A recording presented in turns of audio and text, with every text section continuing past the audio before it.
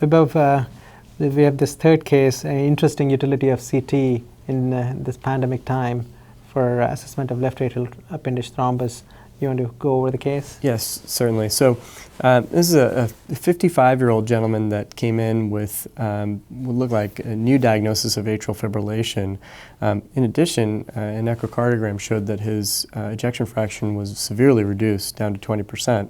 So there were two issues going on. The patient was seen by an electrophysiologist who wanted to know, one, is there any epicardial coronary disease that could be causing this low ejection fraction? And two, in order to get the patient safely out of atrial fibrillation and to do a cardioversion safely, he wanted to verify that there was no thrombus in the left atrial appendage prior to doing that cardioversion. Dr. Polsani, I'm wondering if you can tell me, what are your thoughts on the use of CT imaging to answer those questions? Yeah, I think it's a very good imaging technique given the new scanners we have and the rapid temporal resolution we have with the scanners.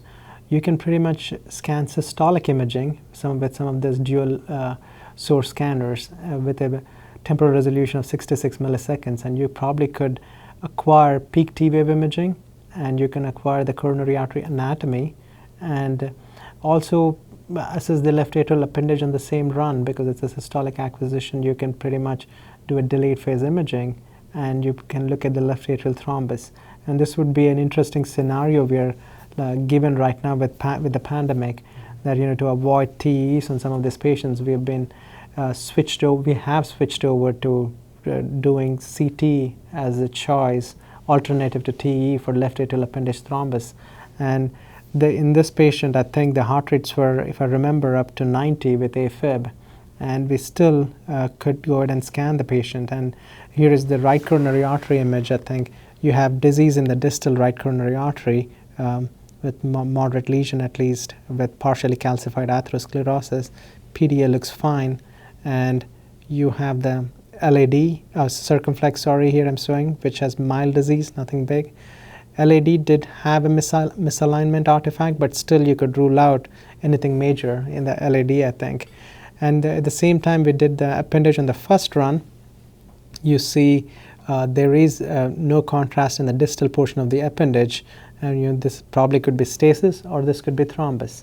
And what we ended up doing was a delayed image of this, and it showed contrast opacification all the way to the tip of the appendage. And we typically use about 15 to 30 second delay acquisition.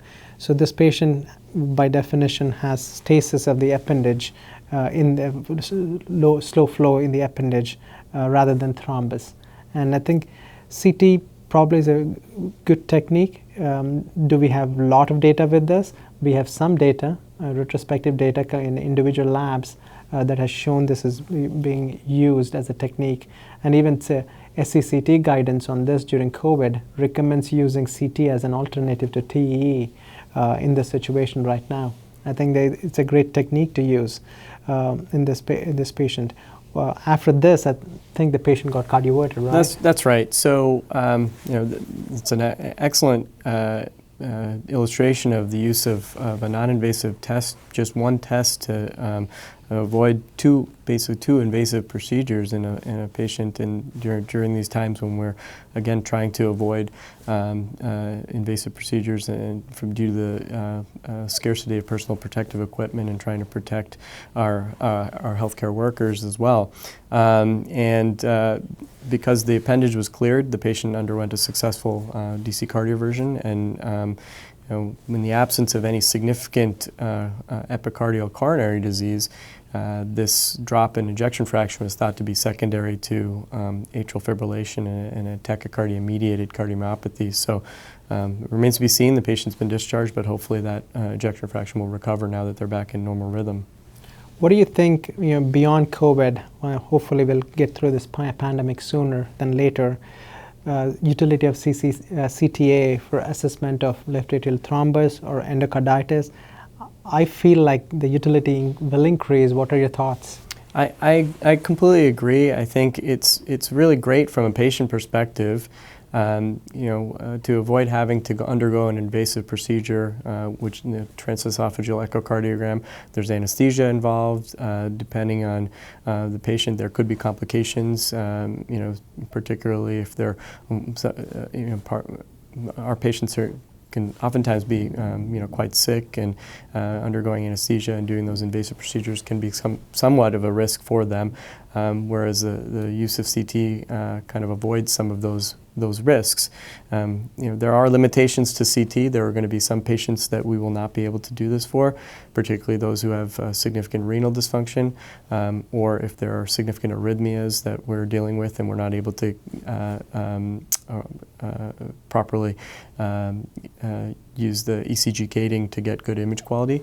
But for the most part, there's most of our patient population, this is a great alternative. Yep. Thank you. Thank you for the discussion, and that concludes our discussion of the cases. Thank you for joining us from CV Imaging COE at Piedmont Heart Institute.